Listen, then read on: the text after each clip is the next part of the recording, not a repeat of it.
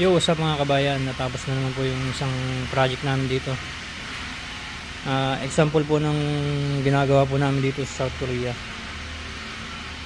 Parts ng Samsung. Sa gumagawa ng cellphone. Napakaganda.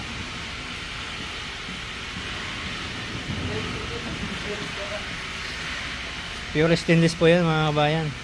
Ito po yung plano niyan. So ito po yung may plano po yan kung paano po gagawin.